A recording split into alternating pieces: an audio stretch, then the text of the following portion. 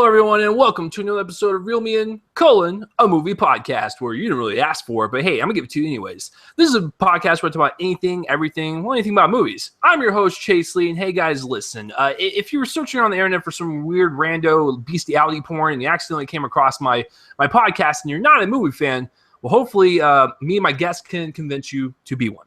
This is episode 145, guys. We're going to be talking about some movie news, some trailers, and I will have my review of Morgan and Light Between Oceans and, the box office results for the weekend and whatnot. And before we begin, just a couple of things.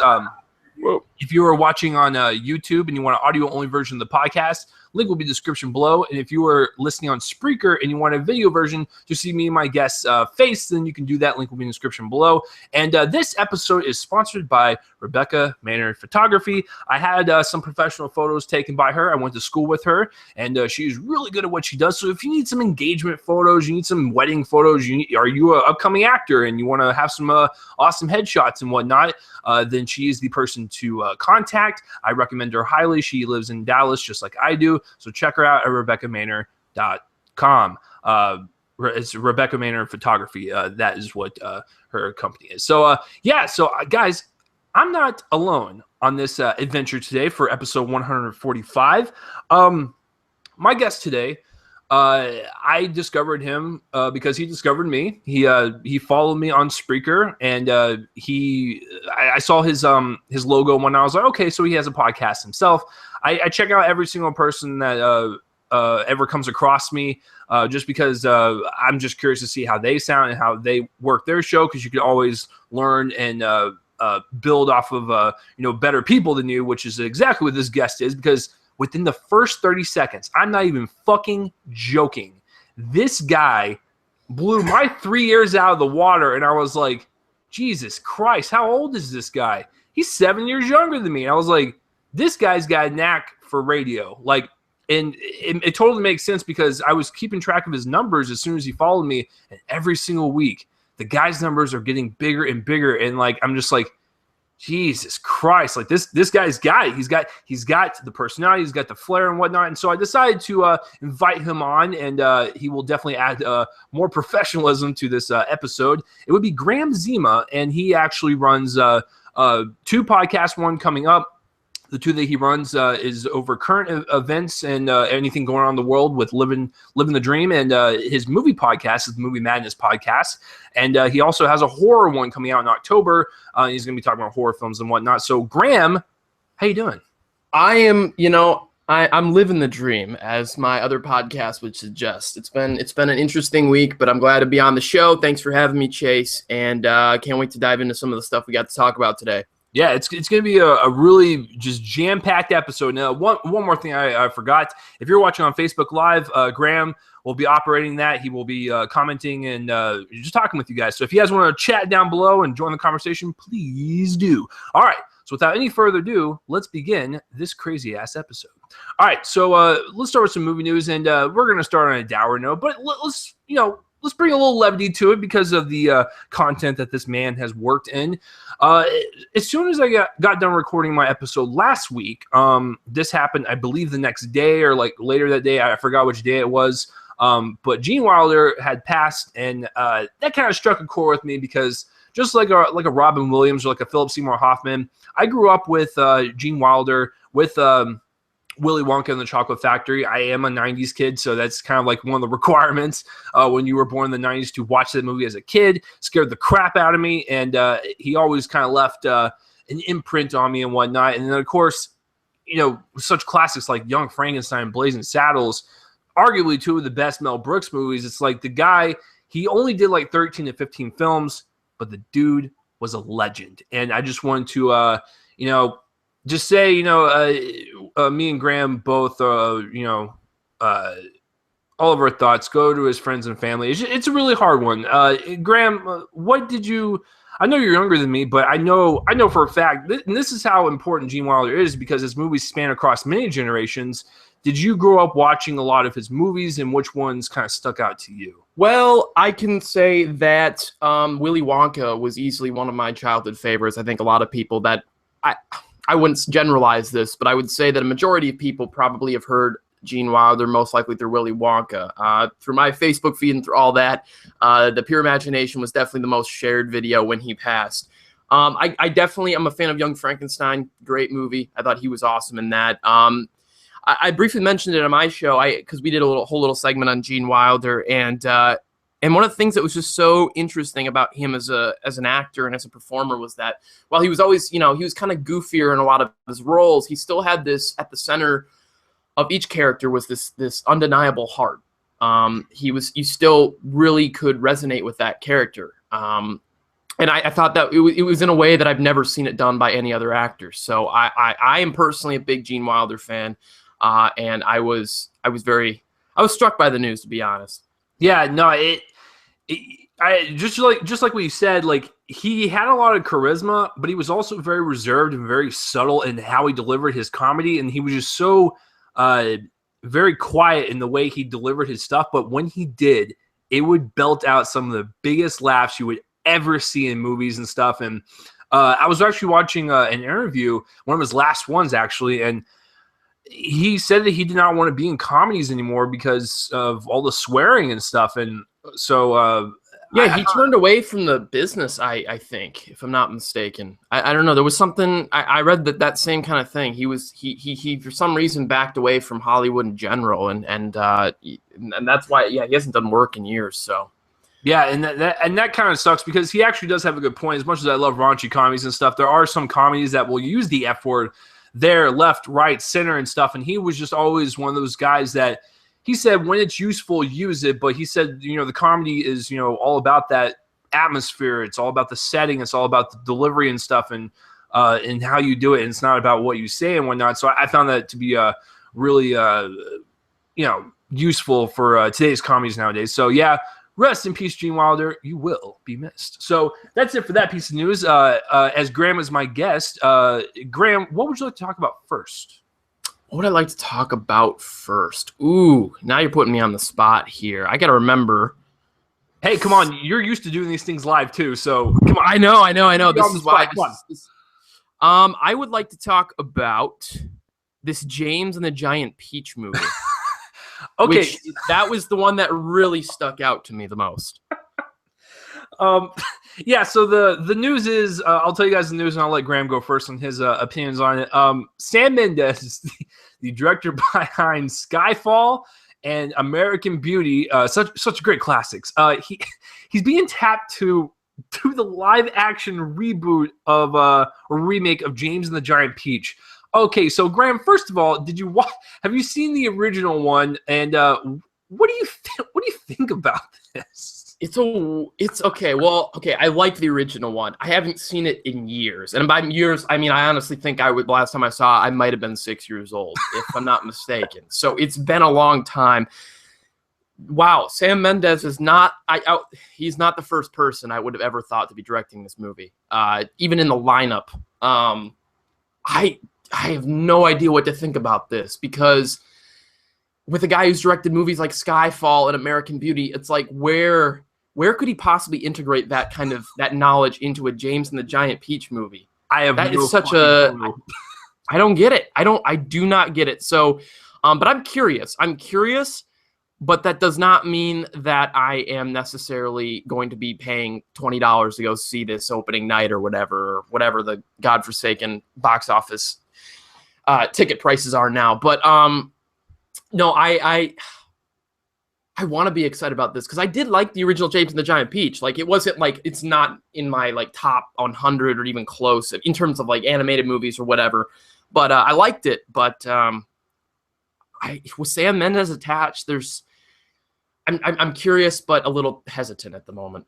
So we'll see. And just to connect Gene Wilder and this weird coincidence, Gene Wilder played Willy Wonka, based on a book by Ronald Dahl, and guess what? James and the Giant Peach is based on a book by Ronald Dahl. Yeah.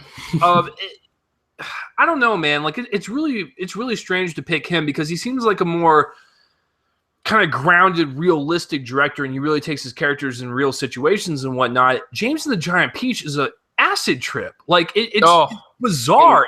In all sense of the word, yes. Yeah, and I listen. I just like Graham. I grew up with the original and stuff. It was very weird, it's very kooky, and it kind of got me into the stop motion around the same time as like A Nightmare Before Christmas. It's just a very weird pick, and I don't know what he's going to bring. Maybe a more grounded, realistic acid trip. I don't know. But I want to ask Graham this before we move on, because I honestly can't contribute anymore to this conversation. Which director would you want to see as your dream James and the Giant Peach? So say, for instance, in a weird dimension, Graham wakes up in the morning and he's like, oh, yes. Oh man, what a great Tuesday morning. My favorite movie in the world is James and the Giant Peach. Oh, it's being remade? This is fantastic. Which director would you want to take that on? Oh, I'm going to be really, really ambitious here. And this is going to probably be the most stereotypical answer in the world. And I had to actually look it up to see if he hadn't directed the first one. But I would probably give it to Tim Burton. I'm sorry. Like, I'm not a huge Tim Burton fan, but when I see that first James and the Giant Peach, I'm like, this is like Tim Burton all over it. So I don't know. That's my first choice. I'd have to do way more research to kind of get a list of names. But he'd be on that list for sure. I don't know. And God help the people that put me in charge of making that decision. So, but yeah, that'd be my first choice. I don't know. In terms of live action, yeah, that makes it tricky. So, I was actually looking up while you were talking. It is actually directed by Henry Selick, who did like, Coraline, Nightmare Before Christmas. Okay. So he's got like the Tim Burton flair. Yeah. All right. So Graham, I want you to be I want you to go on this little adventure with me. So here's what I'm gonna pitch. I want Tim Burton concept with maybe a mix of like Guillermo del Toro concept, but good. I want David Lynch to direct this. That's a really good choice, and I want to go super bizarre. Wow. The fact I couldn't even think of that. Well, I just watched Blue Velvet the other day for like the first time. Oh God! And now that you say that I can't even believe I didn't make that connection, given how recent it was I watched it. So, yeah, no, that's a way better choice. I'd much rather go and keeping the Tim Burton elements, but David Lynch, I think I'd trust more. I like David Lynch more as a director, anyways. So, Graham, do you need to go to a psychiatrist after seeing Blue Velvet for the first time? Ooh, well, I played around with that idea for a bit, for sure. Do you need professional help? Because that movie is fucking fucked up on many levels. It's a fucked up movie in all sense of the word. But I liked it. I loved it a lot. It was a great film. But yeah, definitely one that stuck with me for a period of time after I watched it. It still sticks with me. Oh yeah, I mean, come on, that and Mulholland Drive, man. Woo! Yeah. Oh man, Mulholland Drive. Just a little side note. Great movie. I just want to know what's inside David Lynch's head. Just what goes on, and you know what's inside? It's a giant fucking peach, and James is crawling around it. I know, weird, but that's what we're gonna go with. He's just. Can you imagine if he's like sitting in a little psychiatrist like chair, and they're just like, Mr. Lynch, what drives your madness? He's like, well, I think there's like a giant fucking peach in my head, and I believe there's like a little boy, maybe like a caterpillar and a spider crawling around there, and it's like, okay then, so your charge is $200 today, but we didn't go the full hour. No, I don't give a fuck. You're gonna just give me my money, and you're gonna go. So no, David Lynch directing James and the Giant Peach. That is my pick. So that's it for that piece of news. I know we didn't talk about Sam Mendes that much, but there's honestly not much to talk about. So. The next piece of news, I'll go for this one. I'll let Graham take the last one. Wolverine 3 wraps production, which gets me super excited because I myself love the X-Men franchise. I actually really liked the Wolverine standalone movie where he went to Japan. Didn't really care for Origins that much. But this gets me really excited because this is the last time that we're supposedly going to see Hugh Jackman don the claws. And so I want to ask Graham this, because you guys already know my love for comic book movies and X-Men. I mean, just take a look at my fucking background. Graham, are you a fan of the X-Men films? Were you a fan of the last Wolverine movie? And are you kind of sad to see X-Men, sad to see Hugh Jackman hang up the claws? Because I was 10 years old when the first one came out, and so I cannot believe he's been playing it for 16 years now. So what do you got? What do you got? Okay, well, I'll tackle these in two parts here. The first part being, am I a fan of the X-Men franchise? And I am, and but I'm not at the same time. It's a really weird thing. I didn't grow up with X-Men. You know, I don't know if that's an age that I don't think it is. I don't think I was introduced to it correctly. I was more the Batman, the Justice League, that kind of person. But I do respect X-Men. I think that they're an awesome team and awesome, you know, I love X-Men, but so I do like X-Men. I didn't grow up with it, but I definitely I really love Days of Future Past. I love First Class. Not a big fan of the Wolverine standalones. I do like the Wolverine substantially better than Origins. Yes. I mean, I don't even think it's a contest at that point. But I do like the Wolverine a bit. And I actually kind of like X-Men Apocalypse. No, I like it too. I don't know. Listen, ladies and gentlemen, out of all the ones that have come out this year, Apocalypse is not the worst one, and I cannot believe it's sitting at a rotten rating right now. Like, what the hell was up your asses? If you were to put a gun to my head, say, Graham, you have one choice here. You can either watch Batman v Superman again, or you can watch Apocalypse again. I'd probably choose Apocalypse. Okay, I actually like the Ultimate Edition quite a bit, so you know. But I'm not going to argue against you because listen, I've been on the side of Man of Steel and BVS Ultimate Edition only for a long time. Not the theatrical, not the theatrical. That theatrical cut is fucking garbage. But when you watch that 3-hour cut, it's like, oh, I would have much rather have seen this. So.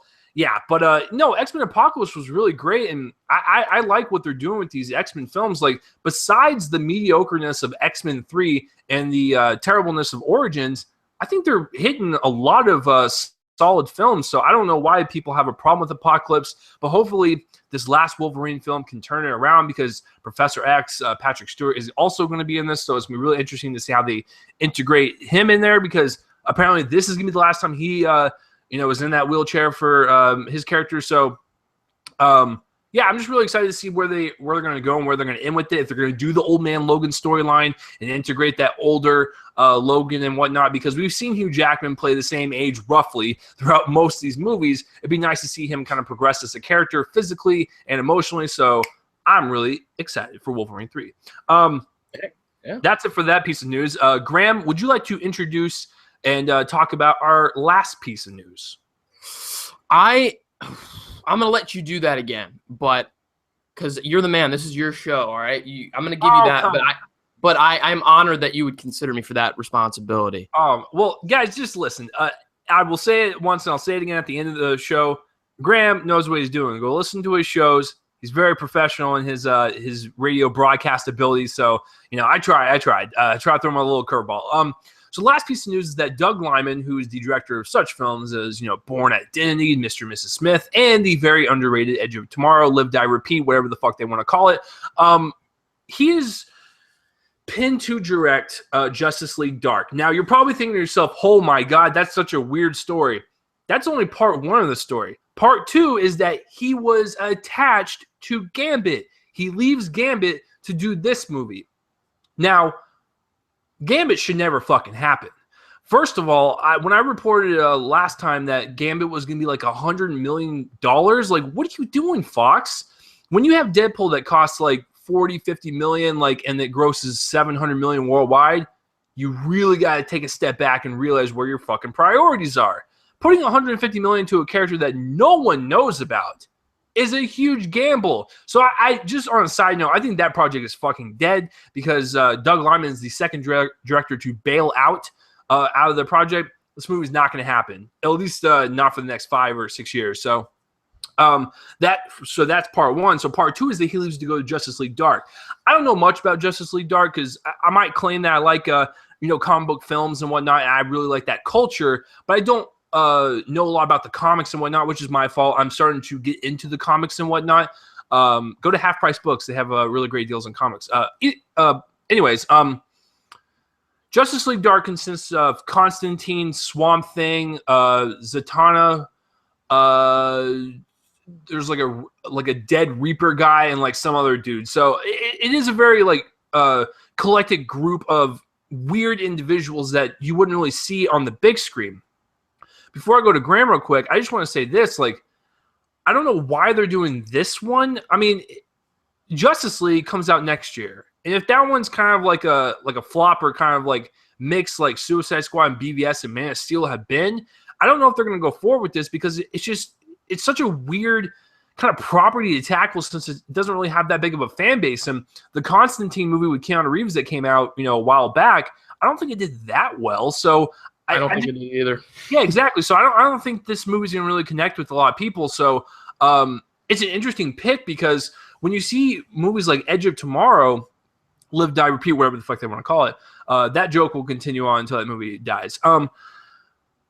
That movie had a lot of great visual aspects about the film and the action sequences and stuff. It felt real and futuristic, and I felt like I was there. And it was an expensive movie, sure, but there were a lot of practical effects and stuff. I felt like the action was real. The characters were really well done. It was just a really neat premise and whatnot. So if you can take that Doug Liman and apply it to this one, Justice League Dark, I'm okay with that. And maybe they'll actually bring out these characters to the forefront like what Guardians of the Galaxy did. Because guess what? I don't care if you're a hardcore fan or not. When Guardians of the Galaxy was announced, no one was sitting there going, yeah, that was a good idea. Because all of us were thinking at the time, what the fuck?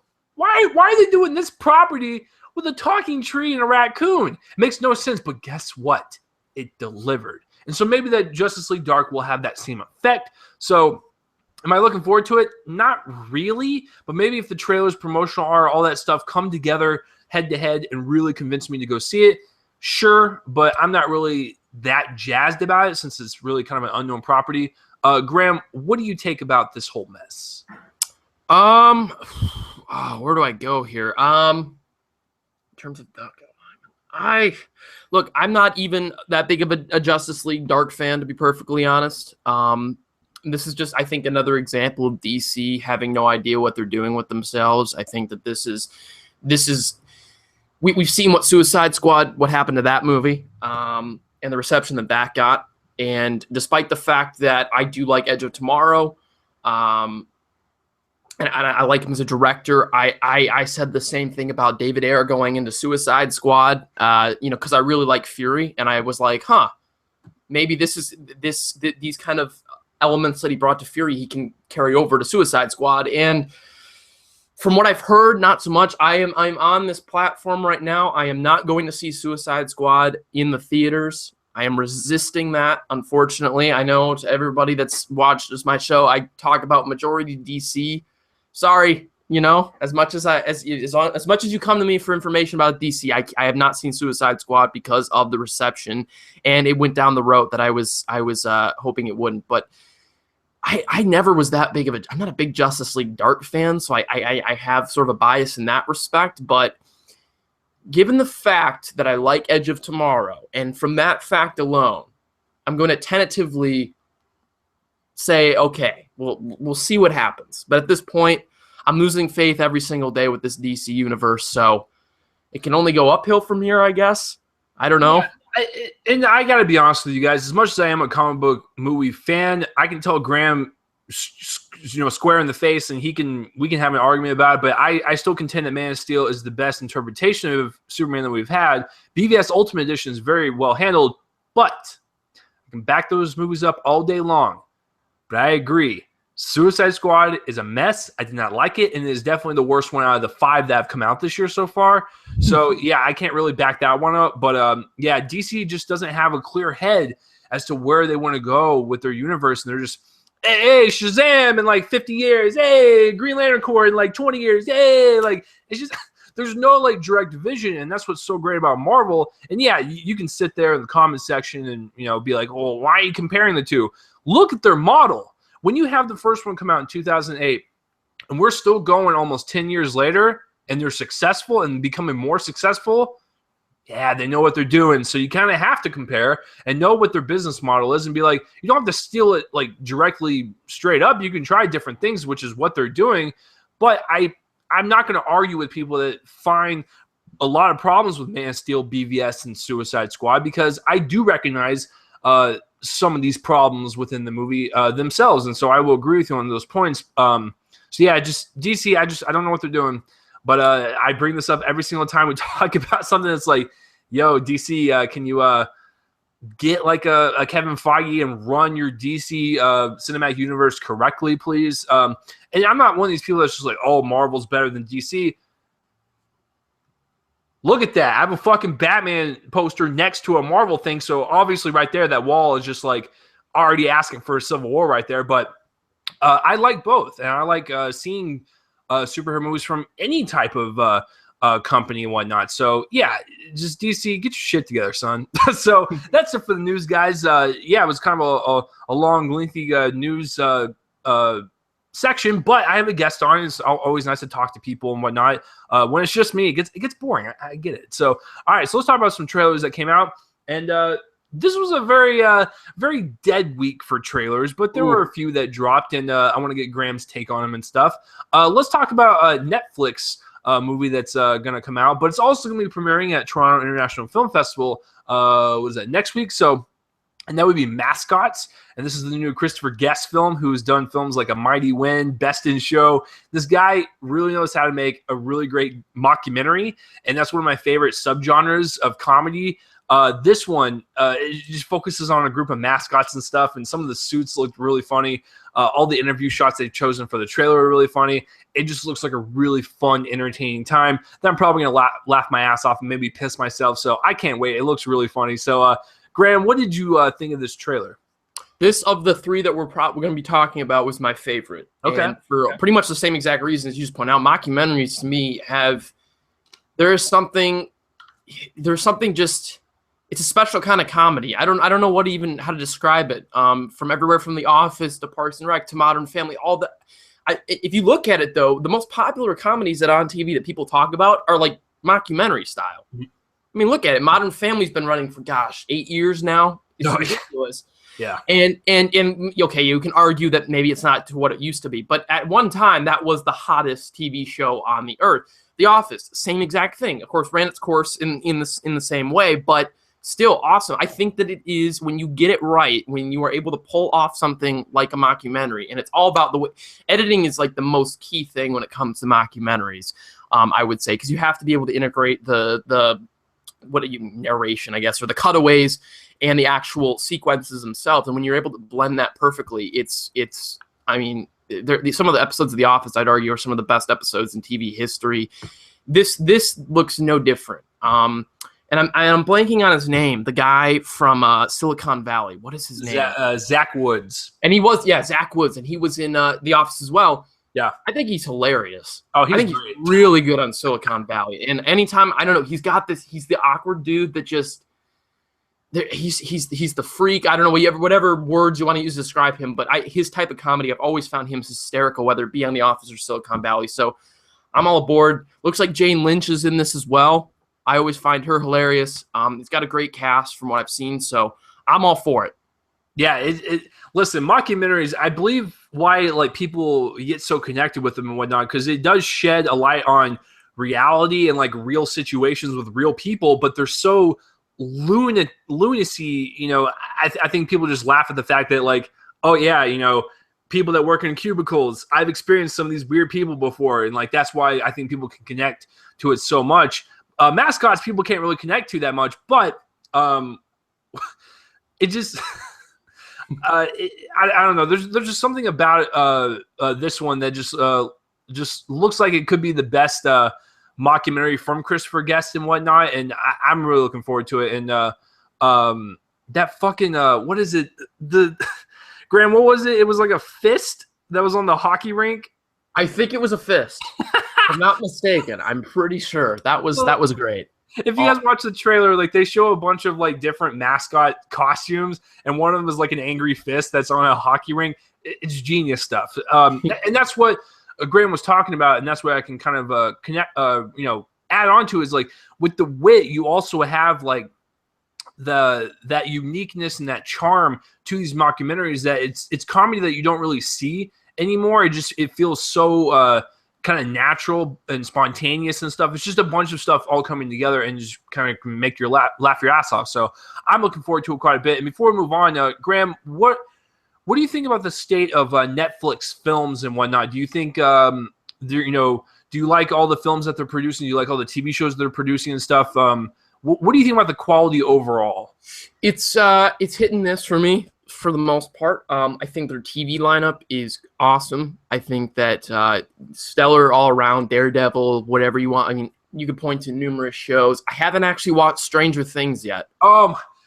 Oh, Graham, I just had a heart attack. I know. I'm waiting for it because I know once I get into it, it's all I'm going to be talking about for weeks and weeks and weeks. So I'm giving myself, within the next few days, I'll be watching it just based on this hype.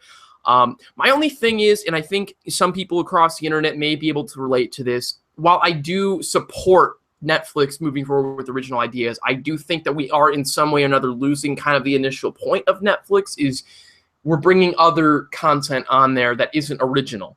And the way that I'm seeing it right now is there is, and I'm not, don't panic, people of the internet, don't panic. Netflix is going to be what it is for a long time. But I do think the more original content that comes out, we're starting to dilute the categories in terms of, other content that they bring out and license and whatnot. So that'd be my only complaint about Netflix. I take it you are a heavy Netflix user, as are most people in the world. So I'm all about Netflix, but that'd be my only kind of tidbit, because I do want to. I also, while I do like the original content, I still want them to bring in, other movies, the classics, that they bring on. So, but yeah, I mean, as great as Stranger Things is probably going to be, we also got the Adam Sandler movies that they keep releasing on there, the Ridiculous Six and stuff like that. So.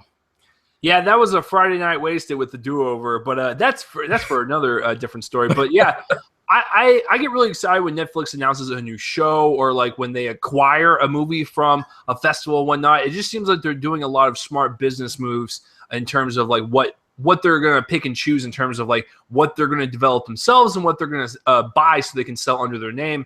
I'm just excited to see kind of like where they go in the future. So yeah, that's it for that trailer. We've been talking about that for a while, but that is the best one for sure. So we'll probably fly by these next two. Graham, I'll let you go next. Which one would you like to talk about? Let's talk about the Kevin Hart one. Yeah. So, all right. So listen, I've said this many times on this podcast. I do like Kevin Hart quite a bit. I think he's actually very funny in his stand-up. However, his movies are about as hit and miss as any other stand-up. Like, it's just really crazy that like his stand-up could be very on the nose and very on point, but when he gets to his movies, it's just like diluted PG-13 garbage. And I'm like, what, Kevin, what are you doing, man? So this one focuses on Graham, what was it when he did his performance at the Madison Square Garden, right? It's something like that. It was a stadium. I think it was in Philly, though, if I'm not mistaken. I watched this 2 days ago, so I have to refresh my memory. But if I'm not mistaken, it was a football field. So okay, yeah. Sorry, Graham came on the wrong week because there was literally slim pickings for the trailers. I know. It's when you sent me that, I was like, wow, Kevin Hart documentary movie. It was a slow week for trailers, but yeah, you'll definitely have to come on again when there's like 7 awesome trailers. But well, yeah, I should have been on when they released, the Justice League trailer, the King Kong trailer. That would have been a wild one. But this week we definitely had some slim pickings here. Yeah, no, Graham will definitely be back on. This is just a very odd week, but for this one, it's a stand-up special mixed in with like footage of like him doing other comedic bits throughout the not documentary, but stand-up special or whatever. It's whatever. I mean, Kevin Hart is just like the Biebs, and he's done like 2 or 3 of these now. So obviously, there's probably a crowd for them that keep going to these movies. There is. I mean, yeah. I mean, Kevin Hart's very popular, and I get that because I do think the guy is talented. It's just that some of the movies he picks, like Ride Along and Ride Along 2, it's just like, I don't trust the guy kind of. So, but this one, he is up in that production quality. Like this one looks like he's pouring more money into this than he does like his Ride Along movies. So obviously there is a core audience for that. I'm not really into these stand-up special movies or like when they mix in concerts with like movie footage. Like Graham, do you remember that weird one? What was it, a couple years ago? The Metallica one where it was them in concert, and then it was Dane DeHaan having he was a character and he was like going throughout the city like within a hoodie or whatever. I was like, I feel like I saw something like that. I don't remember it very clearly, but I do know what you're talking about. It was such a weird combo, and I was like, is this going to be like a new thing from now on? Well, guess what? We got another one. I will say this, despite the trailer not really being that funny, if I were sent to a screening to this, I might see it just because I'm kind of impressed with how Kevin Hart still sells out stadiums of people. And there is something to him that people are drawn to, and it's almost like just going to observe the people observing Kevin Hart, because I'm like, I cannot believe that this guy can sell out, Madison Square Garden or a football stadium. Like, it's just incredible. So yeah, I'm not really fond of the trailer, but I am an admirer of what he does. So yeah. So moving on to the very last one is Shut In. Stars Naomi Watts and Jacob Tremblay, who should have been nominated for an Oscar last year for Room, Academy, Get Your Shit Together. This one, a woman, Naomi Watts, moves into a house. Jacob Tremblay is there. He dies. And then she starts to uncover secrets on, like, if he's still alive or whatever. It looks like a generic horror film. And the only reason I say that is because I saw that terrible one last week and we discussed it, which was The Disappointments Room. Woof. But this one, I will give a little bit more pedigree to because of Naomi Watts and Jacob Tremblay, because believe it or not, I will say this and I still stand by it. Naomi Watts in The Ring was fantastic, and our version of The Ring is actually better than the Japanese version. I will stand my ground with that, but her in a horror film that kind of reminds me of The Ring and stuff kind of gets me excited, and having Jacob Tremblay in there, maybe it could be one of those like kind of horror gems that you don't even really hear about. Case in point, I just saw a Naomi Watts movie yesterday, Stay, because a certain YouTuber expressed his opinion on the movie, and I was like, I've never fucking heard of this. I watched it, or actually I blind bought it. I watched it. Great film. So maybe this could be kind of along the same lines where it's like, it looks generic on the surface, but when you actually go to watch it, it's actually a really good, murder, mystery, horror, suspense, or whatever. So, Graham, what did you think of the trailer? I like Jacob Tremblay. I like Naomi Watts. So I was hooked by that, but I think I pretty much am just going to echo what you said. It kind of looked like a conventional horror film to me. And like I always say, it's a trailer. You never know what the actual film's going to be like. Give it a fair shot, as with any movie. But just in my personal opinion, it is not one I'll be going out of my way to see. But if it I won't either. But if I can get it on a Redbox someday, or I don't know, some sort of rental, if it's on Netflix or something, back to that and everything. But I'll watch it, but I don't know. There was nothing that was like, I need to see this right now. And I definitely echo what you said. It definitely had that Ring vibe, and maybe that was just because of Naomi Watts being in the trailer. But I know I'm going to say that was probably my least favorite trailer of the three that we're going to be talking about. So, oh, for sure. And the thing is with these horror films, when you add like a Naomi Watts to them, it kind of steps up the movie just a little bit, because you could add in, those like MTV teeny bopper actors and actresses to these horror films, make them for dirt cheap, and then they turn out to be balls. But if you have someone like a Naomi Watts who has been nominated for an Academy Award, she's very good at what she does. One of my favorite movies of all time is Mulholland Drive, going back to David Lynch, and she is in that. So I know she's got it in her. So her picking this, maybe it has that ability to be a better kind of standard. You never know. Yeah. So I am since this is my first time ever talking to Graham in person. Graham, are you a huge fan of horror films in general? They are my favorite. It's my favorite genre.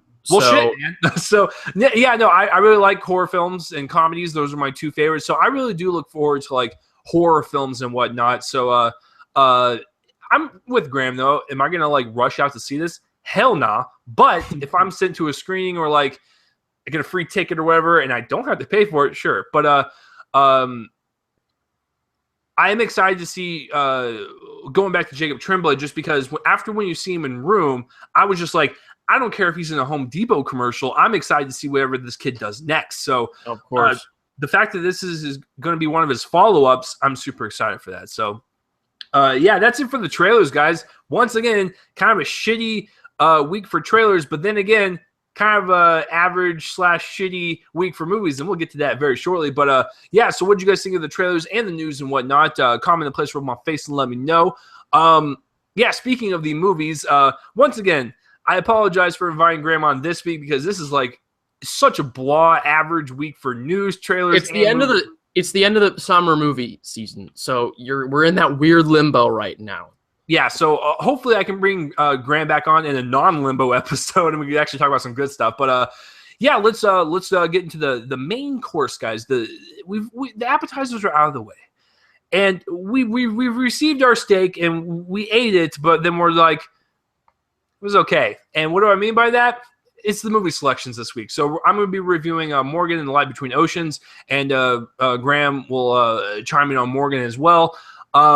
So yeah, let's start with Morgan first. And this show is live right now, which means I did not tell Graham this, so I wanted to see his face when I tell him this. Graham, since you didn't really see much of Morgan and you didn't see the Light Between Oceans, I would like you to ask me questions, and I will review the films that way. Instead of doing my traditional way in terms of breaking it down by sections, you can ask me about the sections, or you can ask me different questions or whatever, but I'm going to review the films that way. Let's try something a little different. Let's try something new. Why not? We got all day here. Let's So Graham, let's start with Morgan first. You said you did see bits and pieces of it, correct? Well, yes, I see bits and pieces of it. I'm not gonna tell you how that went down, but I have seen a bit of it. So I have enough of a frame of reference of it to ask a few questions. Now the other one, and what was the name of it again? How I've been out of it. See, Graham's just zoning out because he's like, man, I'm zoning out right now. I'm ready for this. I'm already boiling on a bunch of questions. So he's like, this is such a shitty week for movies. Like, I don't even know what to ask. So it's The Light Between Oceans. Okay. All right. Yes. Well, you know what? I'm gonna call it that movie, and we're gonna run with that. But no, so I saw a bit of Morgan. Haven't seen the other one, so we'll see how this goes. But okay. I think I have enough to ask you a few questions here. All right, shoot. All right. So for Morgan,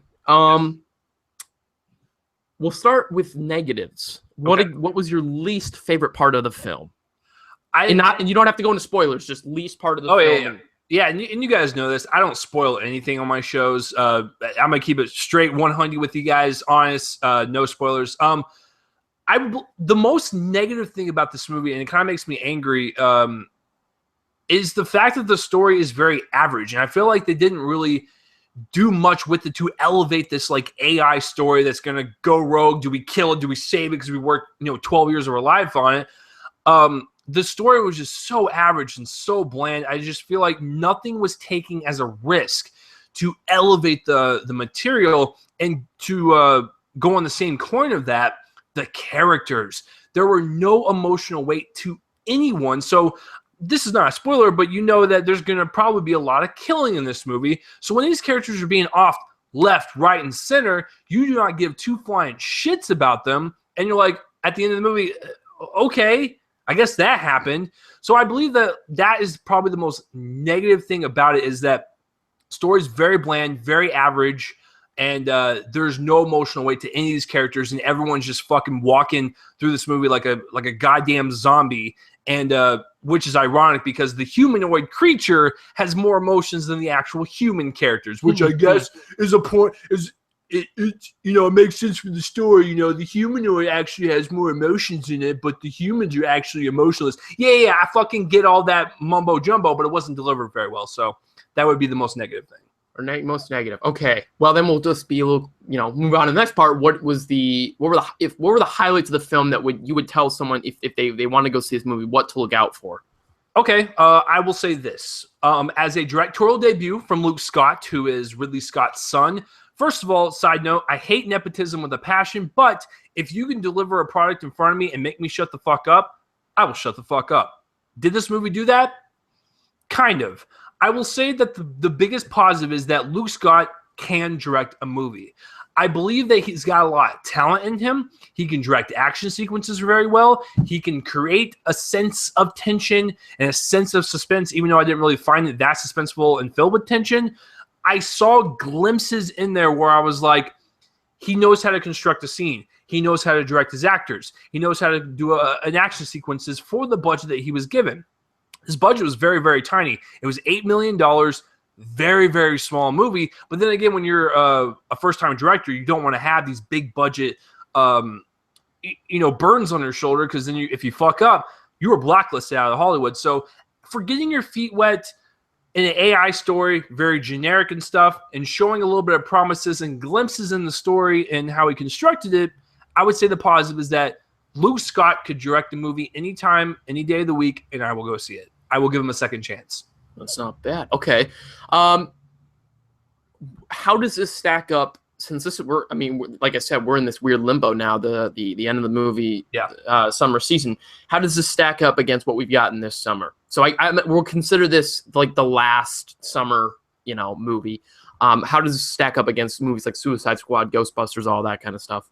It is so bland. Like I said, there's nothing elevated in this movie to make it different. Because Graham, how many times are you going to see the same fucking story about AI? Like, oh, we created it. Oh, it's going rogue. Oh, did we kill it? Like, it's just it's so outdone. And if you're going to do it, I don't mind it, but you have to elevate it. And so on that term, it was so bland and so just lifeless. I'm just like, I guess it falls into like the other life blandless movies that we've gotten this summer. So I think, overall, very, very average. Okay, well, that answers that part. Okay, I'm trying to think if there's anything else here. So you said the directing was the standout, pretty bland. I don't know if I have any other questions regarding the movie. I think we hit them all pretty much, unless there's anything else you want to say about it. No, because, the acting was bland. The writing was bland. For a movie that's 100 minutes, I guess it flies by. Like, it's not like a badly paced film. It's just a very uninterested film. It's a very, you can find yourself to be entertained, but at the end of the day, it's just an average AI movie. So I'm going to go ahead and give my score because there's really nothing more to talk about. I could listen, because you guys know I could really dive into like the psychology of films and like the deep like underbelly roots of the film. But for this one, it doesn't have that, so I can't really talk about anything. Like it's just very blah across the board. But I will give Luke Scott another chance. But for that very reason, I was going to give this a C and just go straight down the middle. But for the sheer fact that none of the characters have any weight to them, you don't give anything about them, like any shits about them, I'm going to give Morgan a C-. So what did you guys think of Morgan, and have you even heard of it? Comment in the place where I'm on my face and let me know. And I don't think many of you have heard of it, because when we get to the box office results, Graham is going to shit a brick. So, it's pretty bad. So that's my review of Morgan. Wouldn't really recommend to see it. Maybe if it's on streaming or Netflix if you're that interested, but you don't have to see it in theaters.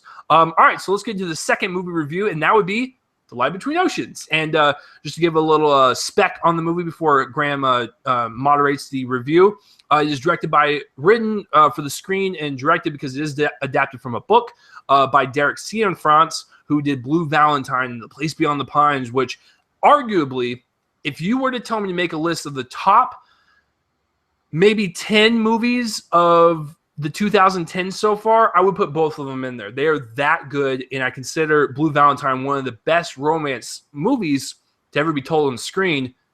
So that The Light Between Oceans is his third outing. It stars Michael Fassbender and Alicia Vikander, who are actually a real-life couple, so that was interesting. And I believe that's it for the specs, based on a book, like I said. So, Graham, take it away. How are we going to break this down? Okay, well, I'll first ask you this. Have you read the book? No. You have not read the book. Okay. So I hear the book is good for the most. I haven't heard like, oh my God, it's the most mind-blowing thing ever. But I heard like it's a decent little romance film or book. Okay. Well, that eliminates the question, because I was going to ask you how the adaptation was. Okay. Well, I guess we'll flip it this time. Any standout in terms of performances? Okay. standouts in terms of performance, I will say this. Michael Fassbender and Alicia Vikander give it their all. They give 110%. Despite the story being given, their performances are raw, and I felt like I was watching two real characters fall in love in this lighthouse and whatnot. And I didn't feel like they were the actors. I felt like they were the characters, and I felt like they really got into the roles. And as deep as the thematic stuff was, like, it's a very like depressing movie. The performances are really well handled, and I believe they delivered in all aspects. Even the side characters, like a Rachel Weisz or whatever, she does a really great job too. But the core two people that you go see the movie for are the lovers themselves. And I believe since they were a real-life couple, that chemistry does bleed into the movie, and their performances really work on that level, and you really kind of care about certain situations, not all of them, but you care about the certain situations that they go through. Okay, I'll take that. In terms of, well, I guess we'll go then, what are the negatives of the movie? Okay, so this is the biggest issue with the movie, is the story. Because the first half, and I honestly, because you guys know this, I'm a simpleton. I don't read books. What is a book? What is book? I realize that when you adapt, you're not going to have everything from the book to the screen. But if this is a direct translation from the book to the screen, oh dear Lord, they should have adapted it better. The first half is good. I really liked it. I liked the relationship as it progressed. I liked just everything about the characters and how their love progressed. And, they want a baby so bad and they want to grow into a family and whatnot. It was very melodic and was very romantic. And I felt like I was watching this old school type of like 1970s romance film. I just felt very like, old school and original and whatnot. So that was fine. It was the second half of the movie that really kind of just goes out there, and you're like, well, I have a lot of questions. Do I really care about these characters now? How is this gonna affect the movie? And like, how is it gonna end? And like, it just dives into like this weird, like, I don't know, like police drama at this point. Like, that's the best way to put it without spoiling something. It was a very weird shift in tone. And as I'm thinking about it, it really didn't work for me in terms of that. The performances were still there. And once again, they deliver their 110%. But I just felt like after, that major plot twist in the movie, it's like, I don't know if I really care about what they're doing now, because what they're doing is kind of immorally wrong. So I just feel like the second part of the story in the movie was a little disjointed in tone compared to the first half, which I thought was a pretty good romance film. Okay, I'll take that. I'm trying to think if there's anything else. I think you said your piece here. Is there anything else you would like to throw in there? Yeah, once again, this will actually go into my grade, and I'll explain why. The cinematography and the music. The cinematography, once again, is breathtaking. It is so beautiful. And when you watch these interviews with Derek Cianfrance, he describes himself as a documentarian of fiction, which means he likes to create his movies in a fictional world, but feel like they're grounded in some type of nonfiction world, which is very impressive, because when you watch Blue Valentine, I feel like I'm watching Ryan Gosling and Michelle Williams have this organic relationship. And when you have the handy-cam natural camera work, it just adds to that experience. Place Beyond the Pines, same thing. But for this one, the landscape is so beautiful. I love the way the island looked. It was so deep and rich in color. And some of the shots that he chose for the ocean and just the way the waves moved and whatnot actually correlated with the characters in the story. And I liked how wide you could get on the island and make it look beautiful and intimate. And then when you get in the close-ups and stuff with the characters as they're delivering their dialogue, it's also beautiful and intimate. So I thought that was a nice kind of contrast with the camera work. So the camera work, once again, is great. And bleeding into that with the music and the sound design. For the movie, and this is really important. I hardly ever talk about sound design, which I should, because it's a very important job. But the wind is very present in this film, and it is a very windy movie. And when they were on this island, it was a very windy kind of atmosphere. But Derek Cianfrance's choice to let the wind kind of naturally be back there in the background adds to that realistic nature of the movie. And I thought just the sound design with the weather and the voices and the movements of the characters, it all just came together, really claiming that documentary and a fiction concept.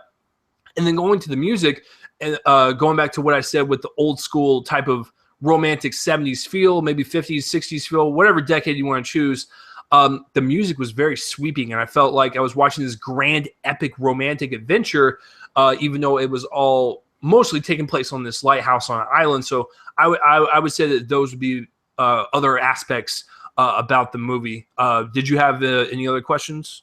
I do not have any questions. I think you answered them all perfectly. So, so this is this one, and you give your grade. Then I'll determine whether or not I'm gonna be seeing this anytime soon. Because I do love Blue Valentine. So yeah. Did you like Place Beyond the Pines?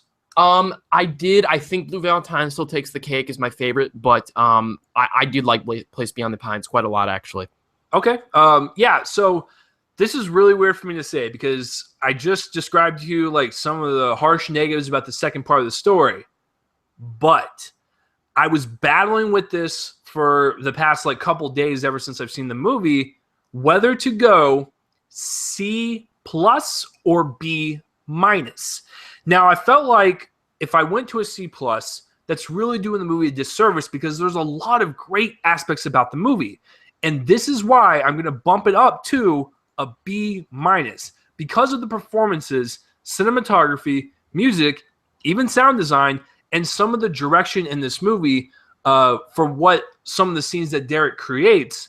That's why I'm going to bump it up. But I'm going to give it that minus, and I can't put it up to a B because that second half is so derivative from the first half. I couldn't buy into it. I couldn't buy into the morality of the characters and whatnot. Kind of made them unlikable to a certain point. So I'll probably go with a B-. So with that being said, have you guys seen The Light Between Oceans or have you even heard of it? Comment in the place from my face and let me know. And before we move on to the box office, Graham, with that score, are you still kind of hesitant? Because you can see that in my voice and my face. I'm hesitant on the route the story goes, and that could be the breaking point for some people. So, what do you think? I wanted to echo something that you said, that that this movie was carried by performances. If that's essentially what you're saying. And I think that that's one of those movies that I get interested in, because if you look at a movie like Blue Valentine, or if you look at a movie, I'll use another example. One of another great romantic films is Before Midnight, the Before Yes. series. Listen, ladies and gentlemen, Graham has now become my best friend, because if you guys have not seen the Before trilogy, it is by far my favorite romantic storyline ever put on film over the course of 3 movies. Anyways, I just had to say that. Question. It's amazing. Personally, I'll say this: Richard Linklater is my favorite director, so okay. I'm a little biased in that respect. But mostly due to the Before series, because they're masterpieces.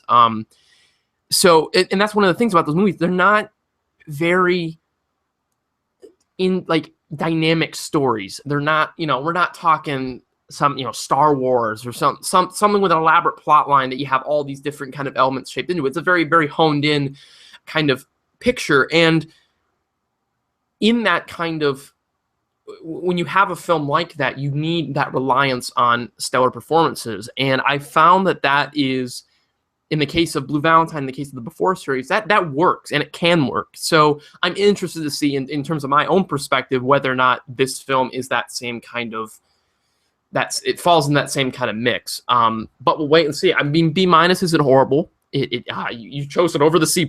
So in that respect, I'm curious.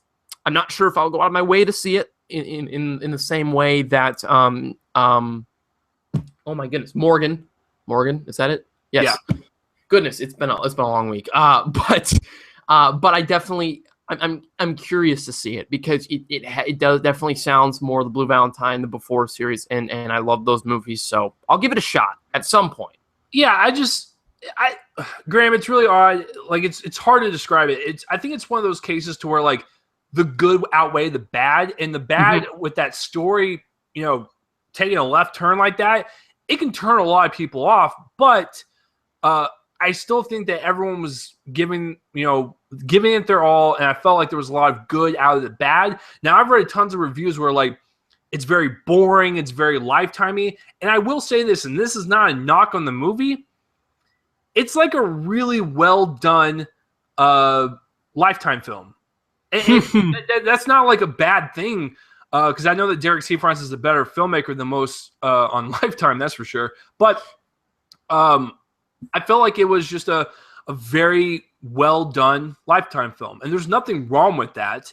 But yeah, I don't know if this is something you need to rush out for. But if you are a fan of Derek Cianfrance, I will say that you should probably go and support this. Okay, yeah, that definitely if given, yeah, I like his filmography, so I'll probably see it at some point. But not a rush, not out rushing to see it. Yeah, definitely not a rush, and you'll see why when we get to the box office, because they are fucking horrendous. So, yeah, speaking of that, let's move on to the last segment of the show. Box office results for September 2nd through the 4th. Holy shit. Guys, get ready for this, because this is something I haven't seen in quite a while. As always, I have my guess the top 5. I don't know why Box Office Mojo is not working. Okay, yeah. Now you're working. All right, so all right. Before we begin our top 5s, or the top 5 and Graham guesses, Graham, I want you to take a stab in the dark. How much do you think Morgan made, and how much do you think Light Between Oceans made? Wow, I'm gonna not their position, maybe or maybe not in the top 5, but how much they made. Goodness, I'm gonna go Morgan. I'm gonna say, are we talking domestic or worldwide? Domestic. Domestic. I'm gonna go. Jeez, 5 million. Okay. And then the other one, I'm gonna go below 3 million. I don't know. I'm going really low with these. Okay. Just because I've seen no marketing for either of them. Yeah, and there's a reason why. Both of these movies did not make the top 5. Wow. This is really bad. Okay, so I'm gonna start with The Light Between Oceans, because that came in at number 6. So it was really close, actually, with 4.9 million. So Graham was pretty close on that one. Wow, that's actually. Wow, I can't even believe I got that close, to be honest. Which I'm actually really impressed, because I don't think The Place Beyond Pines opened up to that much, and neither did Blue Valentine. So this is actually, I think, one of his biggest openings, which is weird to say. So it came in at number 6. Morgan came in at 17th place. Jesus. With Graham is wrong on his prediction. So, Graham, I will give you 3 more chances to guess what it actually was. Did I say 5 million my first time? I think I said 5 million. We're going to go lower at 2 million. That's close to 17th place. That's close enough. It made $1.9 million. Oh. It made, my goodness. in its 2,000 theaters that it opened up at, it only made about $970 per theater. Oof, That is rough. That was bad. That is horrible. Man. And I got to be quite honest with you guys. I think a part of that box office might have had to do with the fact that it is rated R, and that does cut out some of your audience. So they took a gamble on it. Didn't really pay off. If they made it PG-13, they could have gotten 3 to 5, what Graham was saying. So yeah, it might have helped a little bit. But yeah, 1.9 is abysmal. However, with its budget being $8 million, it only needs about 16. I'm gonna say 20 for shits and giggles for the marketing. So I'm gonna say about 20 million to break even. I'm gonna see if it did any worldwide numbers. That's just the domestic. Okay, so worldwide it's at 3.3. It needs about 17 more to break even. So, but if you open at 17th your first weekend, it's you're so done. Rare to see something climb up the charts like that. Yeah, you are officially DOA at this point. Like you might as well pack up and go home, because you ain't. With all the movies coming out week after week after week, and Hollywood keeps cannibalizing themselves, Morgan is gonna fucking drop off the map by next week. I mean that's how low it is. Even Ben-Hur stayed for 2 weeks, so it's not even on the map at this point. You're giving too much credit to. You're giving them way too much credit, but. Yeah, Light Between Oceans, 6th place, 4.9. Let's see if they did any worldwide numbers. No worldwide numbers. Its budget was $20 million, which is actually one of the most expensive Derek Cianfrance movies. It needs to make about 40. I'm gonna say 45 to break even. Long way to go. I don't know if it can do it. All right, so getting into the top 5. Graham, I want you to take your best guess. What is the top 5 starting with 5 to 1? Number 5, I'm going to go with Sausage Party. Okay. Number 4, I can't. What is still out? That's what I always forget. So, oh, my goodness. Number 4. It's not Kubo. It couldn't be Kubo. Ooh, I have no idea. I'm trying to remember. I can't even remember what was out right now. I know Don't Breathe's out, but there's no way that it dropped to number 4. Is number 4 Suicide Squad? 3. I'm 3 and 2 are where I'm really itching for a guess here. I'm gonna go with number 1 being Don't Breathe. Okay. But the 2 and 3 spot I couldn't even begin to know. Because if Morgan's not there, then that makes that super tricky. I don't know. I honestly, I'm at a loss of words right now. Can you at least lock in Don't Breathe at 1, Sausage Party at 5, and Suicide Squad at 4? Yes, I can lock those in for sure. But okay. I can't give you a 2 and 3 because I just can't even remember off the top of my head what would be in that mix. I'm going to tell you right now that you got 2 out of the 3 correct. Here we go. This is an interesting one. Sausage Party is at number 5 with 5.3 million. It only dropped 30%. This movie still continues to make money. It's almost about to break 100 million worldwide on a $19 million budget. And with its marketing, I'm going to say it costs no more than 50 total to break even. So they're doing quite well right now. Number 4, Graham almost had it. It was Kubo and the Two Strings. Damn it. With 6.467 million. And that's number is very important. So 6.467 million. Right now, which is a travesty, it's only at 34 domestically. It's 39 worldwide. Its budget was 60 with, marketing. I'm going to say about 140 million to break even because you guys know the rule. You got to double the budget and then you got to add on the marketing. So it ain't going to make its money back. Neither has all of the other Leica movies, but that's a shame because they're really great films. And then number 3. If my computer will stop acting up. Okay. Number 3. This is one of the most interesting things I've seen all summer. No joke. Coming in at 6.471. So it actually made $3,000 more than Kubo. 3,000.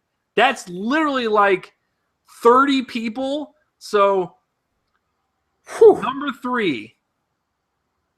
Pete's Dragon came from 6th place last week and jumped up to 3 because that's how bad the competition was this week. What? Yeah. That's nuts. Isn't that crazy? So technically only dropped 13%, which is insane. Its budget is 65 and its worldwide total right now is at 92. It needs to make about 140, 150 to break even. Kind of a little off on that, but it tried. Let's see. Number 2 is Suicide Squad with 10 million. Once again, kind of a crap week. It only dropped 18%. Right now, its budget is 175, so double that. You're looking at 350. But with marketing, I'm going to say it needed about another 100 million. So 450 to break even, maybe even 500. Right now, domestically, it's at 297, so it's about to hit that 300 million mark. And worldwide, it's at 672. So this movie, regardless if you didn't like it or not, it made money. So that's all Hollywood cares about. So congratulations. Number 1, Graham got it right. Don't Breathe with 15.7 million. It only dropped 40%, which is actually pretty good considering the fact that most movies drop about 50 to 60%. So 40 is not bad. It wasn't going anywhere. We all knew it. No, and with the competition, there was no reason to. And this is why I adore horror films so much, and this is why I adore Jason Blum so much from Blumhouse Productions. They make their movie for a Snickers bar, a fucking gross sandwich from a gas station, and $10. And you know what they make? Fucking profit. Don't Breathe costs $9.9 million to make, so let's just say $10 million for shits and giggles.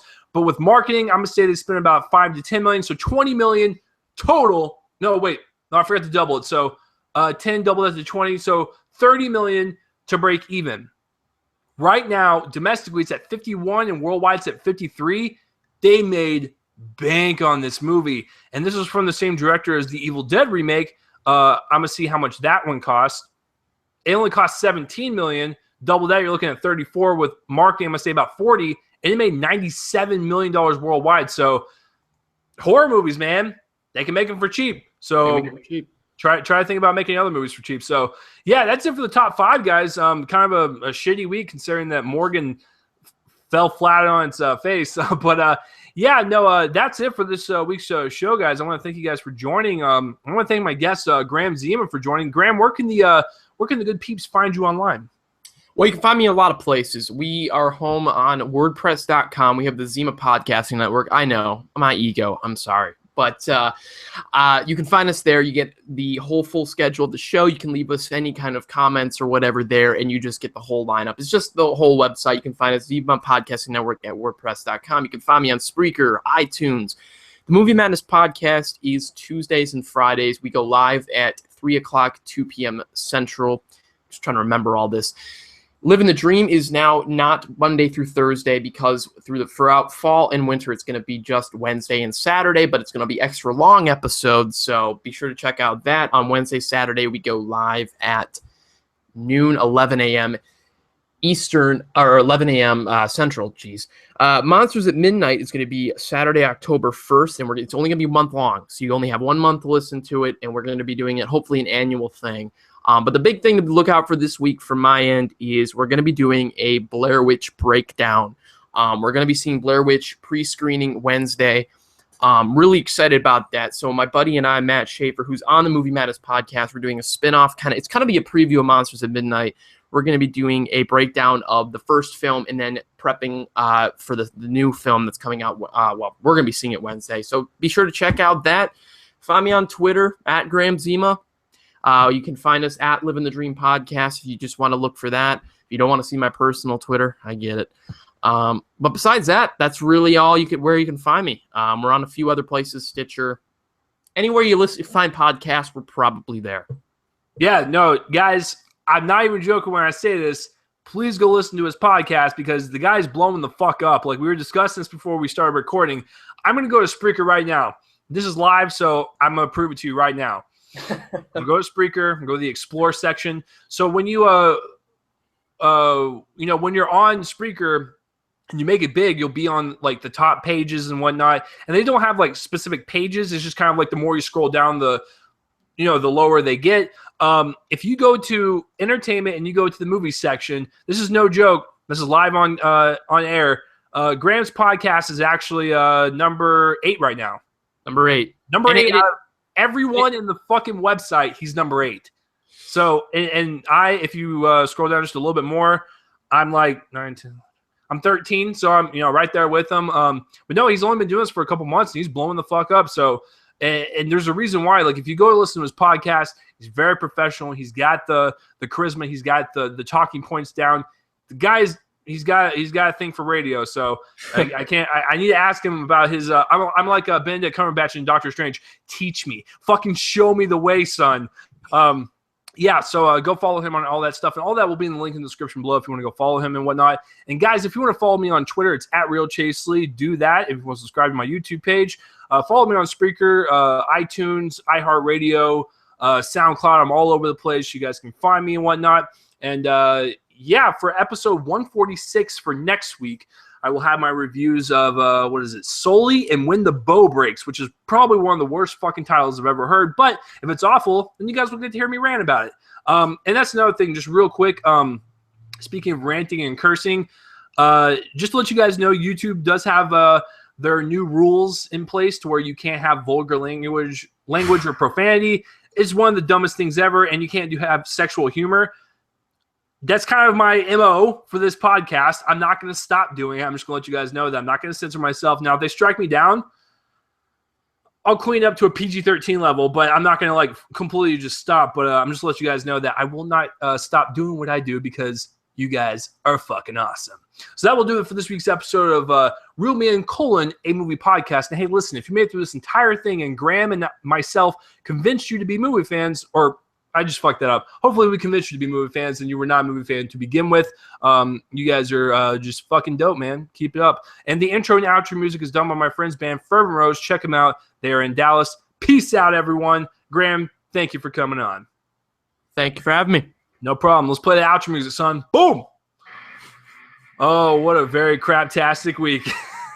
Oh, and everyone on Facebook Live, I'll see you guys next week.